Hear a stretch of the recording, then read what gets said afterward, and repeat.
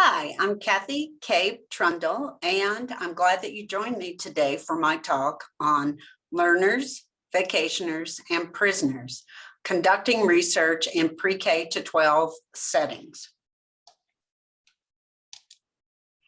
So I want to thank the folks who organized the conference for giving me this opportunity to talk with you. I am a professor in science and early childhood education at Utah State University.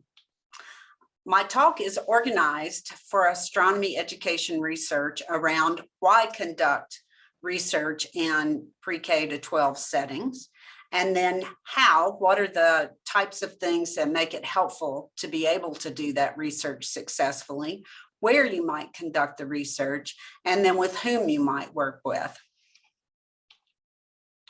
So why pre-K to 12 schools? So we're conducting research. Why would we be interested in conducting research in these settings? First of all, we have a relevant and shared mission.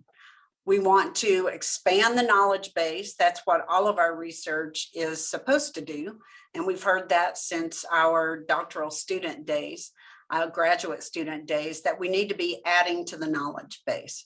Then also we have a shared mission of educating future generations.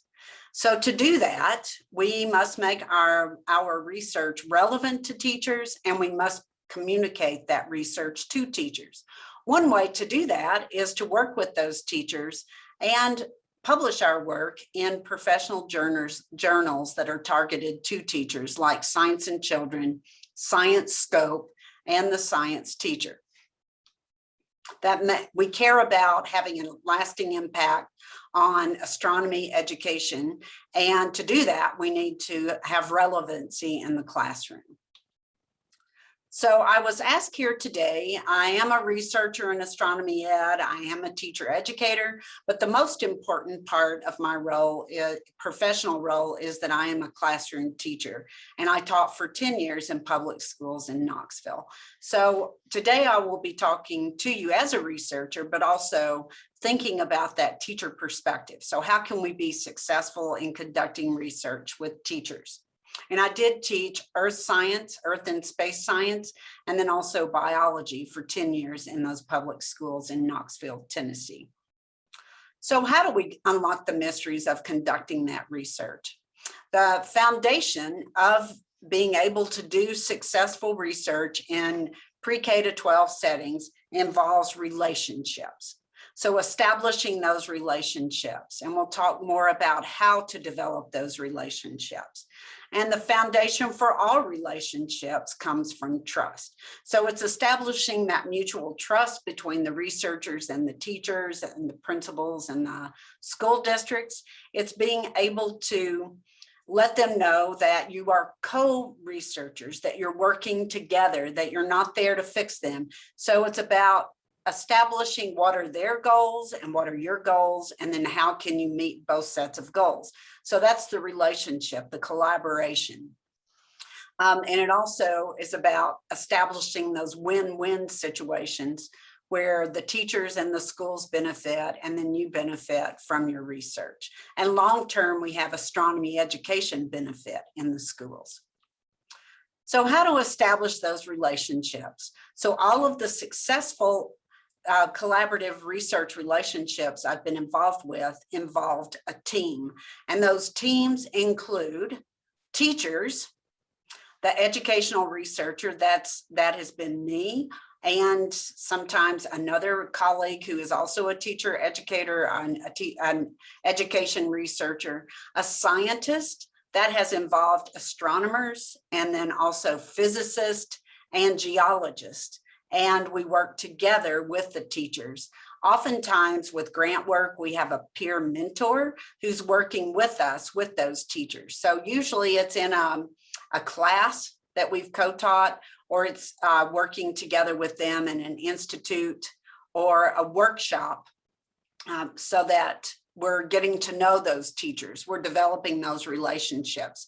The peer mentor, who is also a classroom teacher and might have taken a course with us before, acts as a liaison between me as the educational researcher and also the scientist. But the key here again is the teacher. So working with those teachers and focusing on those relationships with teachers. So where to recruit? I mentioned earlier professional development institutes and workshops and conferences. That's where we usually meet the teachers, and you find the people who really are interested in astronomy and teaching astronomy, and then also they're interested in improving their practice and learning new things. So I think about it as being co-learners. We learn together. That can be teachers we're working with in summer institutes, or it could be courses that we're teaching at the university. It also can involve former students who have taken our classes. And then looking at the schools, sometimes we've contacted the principals and said, who are the folks who are really interested in teaching science? Or who are your science nerds? Who are the people who really are excited about helping children engage with science? Then also sometimes that involves informal settings like with museums, planetaria, and then through university visits when teachers are bringing their students to campus.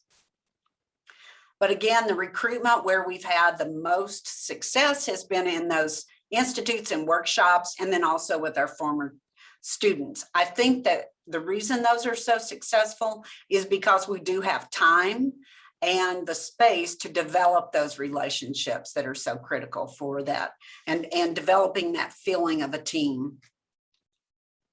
Okay, so I did some work with the Ohio Department of Education. Before that work, doing these institutes and workshops for preschool teachers and daycare workers, I'd always worked with teachers in the summer, so they were self-selecting to come to the workshop.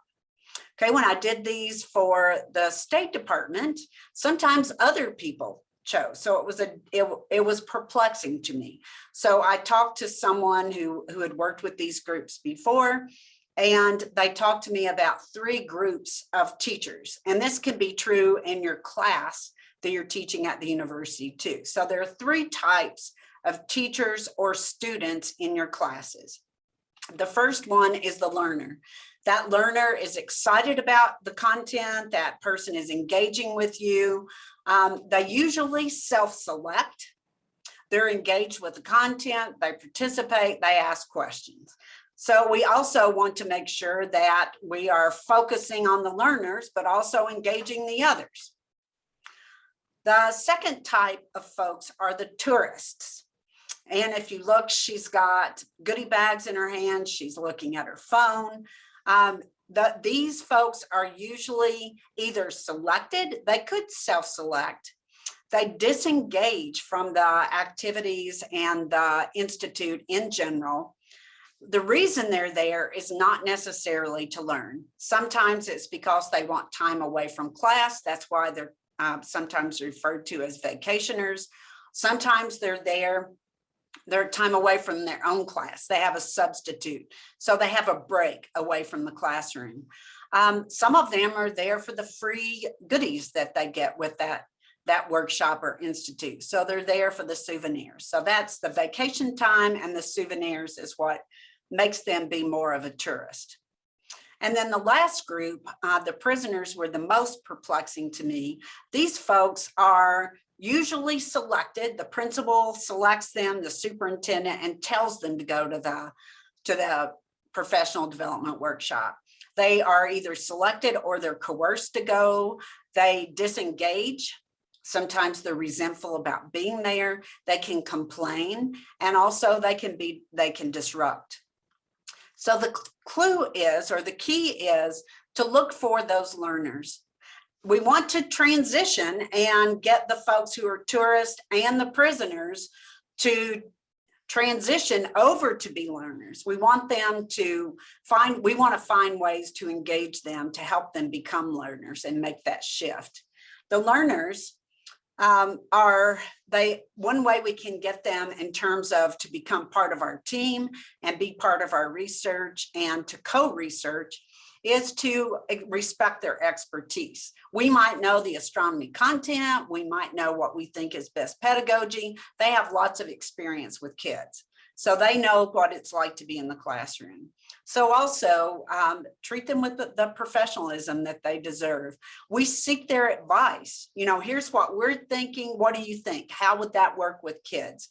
Also, we co-author with them, like I mentioned, sometimes with the research articles, and always when we're doing practitioner pieces, like for Science and Children, Science Scope, or the science teacher, we see them as partners and co-learners, and we share in those experiences. So in summary, why do we want to do astronomy education research in pre-K to 12 settings? It's about the future generations. How do we do that? It's all about the relationships, establishing that trust. Where? That can be from teacher professional development and former students. And then who? The big focus is on the teachers. It can be from parents, it can be from administrators, but most success we've seen is coming from the teachers. So the clue there, the key there is with the teacher, being a partner with the teacher. Thank you for your time. And I am happy to entertain any questions. Here's my email address, and I look forward to the panel discussion when we can be together electronically. Thank you again, and I'll see you soon.